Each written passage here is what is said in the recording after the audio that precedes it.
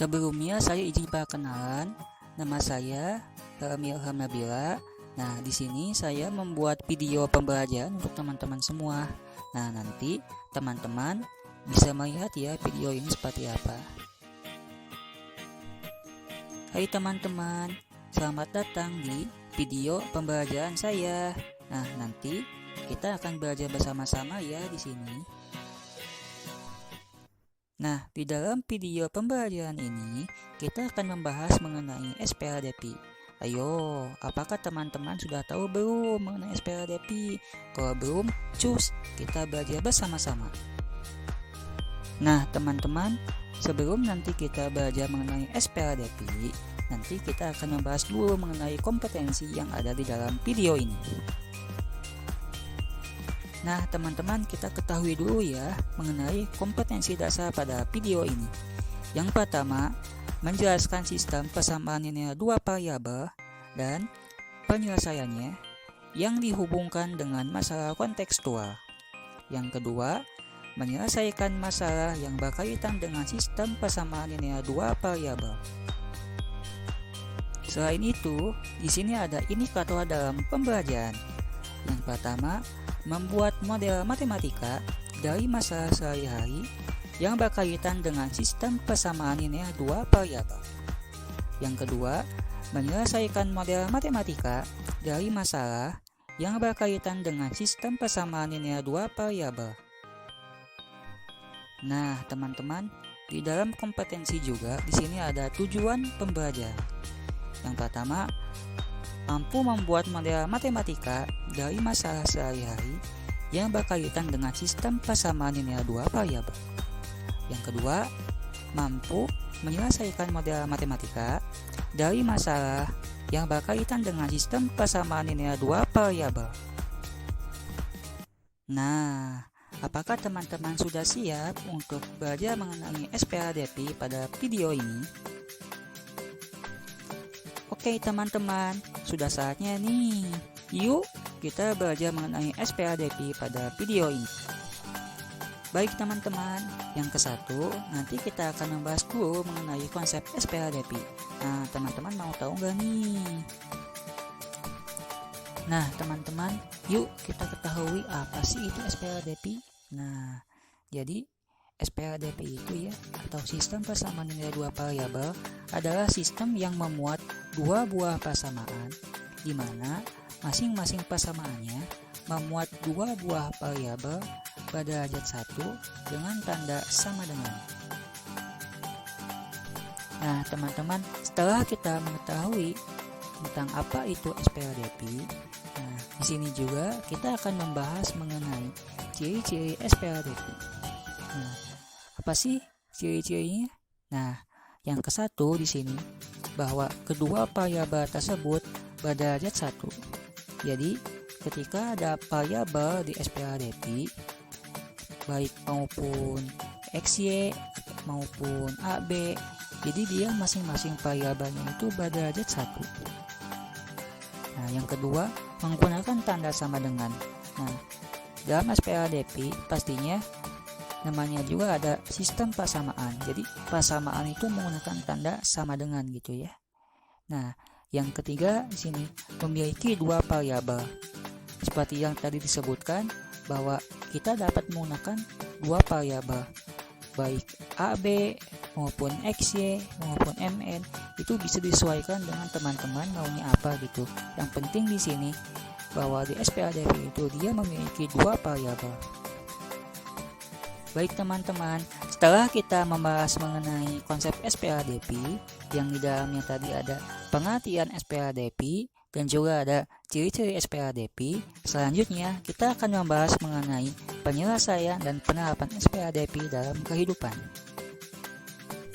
Baik teman-teman, selanjutnya di sini ada ilustrasi penerapan SPLDP ya untuk diselesaikan. Nah, teman-teman bisa simak ya. Aduh sakit! Doraemon, ini bukan mimpi. Syukurlah.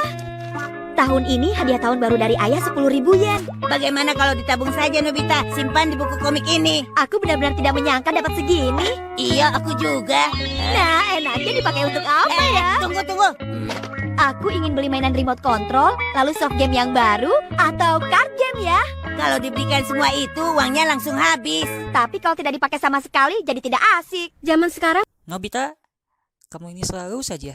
Uangnya jangan dibeli macam-macam. Ah, ibu, aku mau beli jajan aja. Selain itu, di sini ada indikator dalam pembelajaran. Yang pertama, Doraemon tahu tidak? Aku membeli 4 dorayaki dan 2 puding dengan uang 10.000 tadi. Nah, kata penjual, kalau kita membeli 1 dorayaki dan 4 puding, itu harganya 6.000. Kira-kira berapa ya harga masing-masingnya? Coba kamu jawab, Nobita. Kan aku yang bertanya, Doraemon. Baik teman-teman, kalian sudah melihat kan ilustrasi cerita Nobita dan Doraemon. Nah, di sana ada sebuah pertanyaan yang dilakukan oleh Nobita. Nah, pertanyaan tersebut adalah termasuk pertanyaan SPLDP.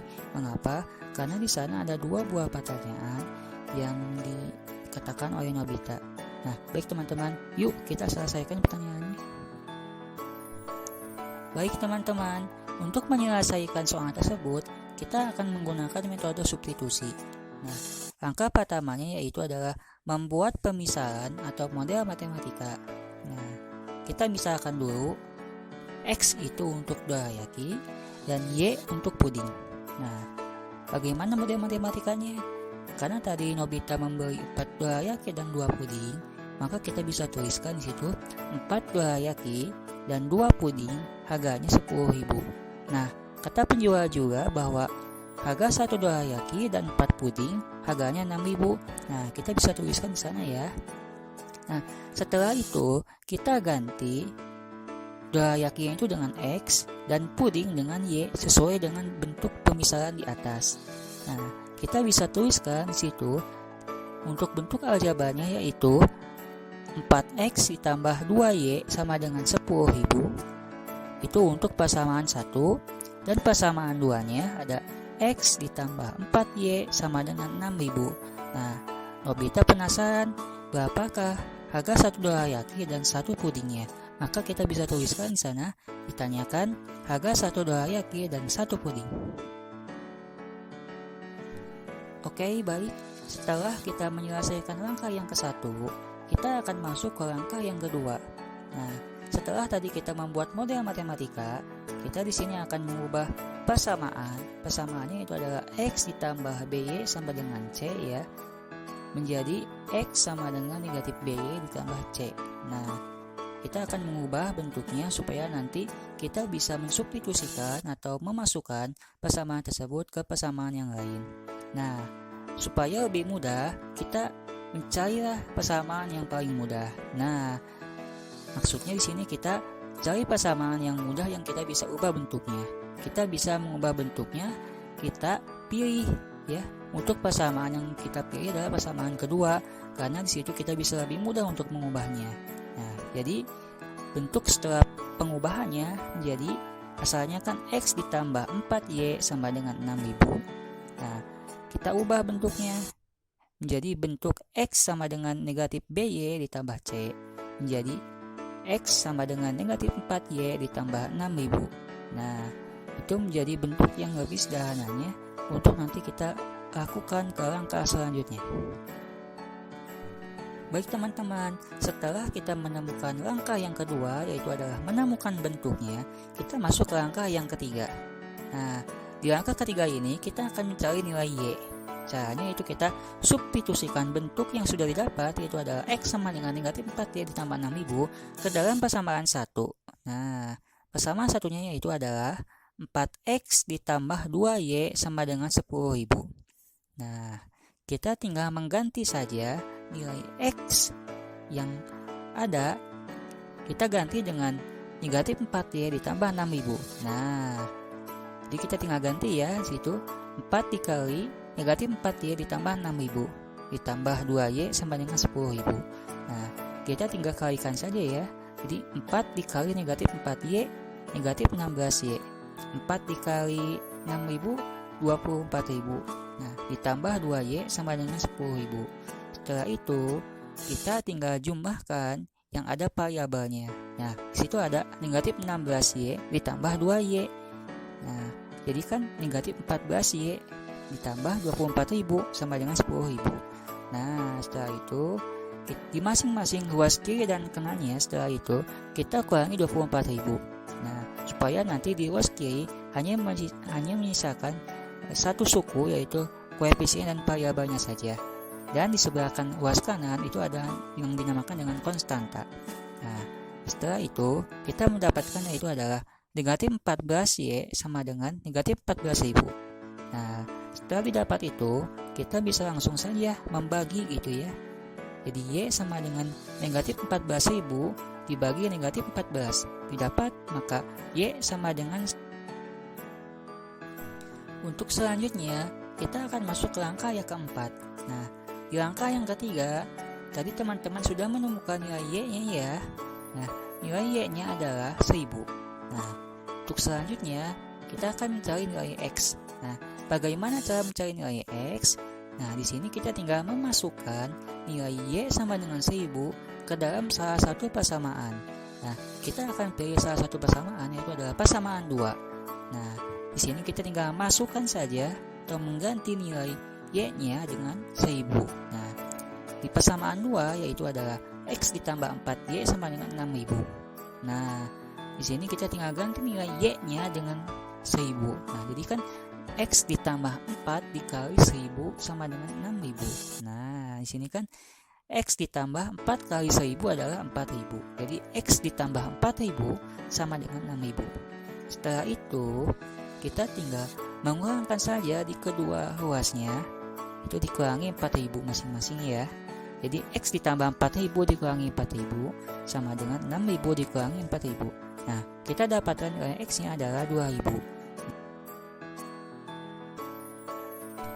Nah, teman-teman, setelah tadi kita mendapatkan nilai X dan Y-nya, kita masuk ke langkah yang kelima, yaitu kita hanya memastikan saja atau memeriksa kembali nilai yang sudah didapat, itu adalah X sama dengan 2000 dan Y sama dengan 1000 ke dalam masing-masing persamaannya, yaitu persamaan 1 dan persamaan 2.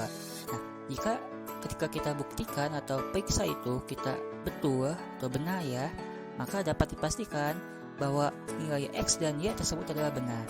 Nah, kita cek ya, kita masukkan ke dalam dua persamaan tersebut dan didapat bahwa ketika kita masukkan nilai X dan Y-nya ke dalam dua persamaan tersebut, nilainya adalah benar.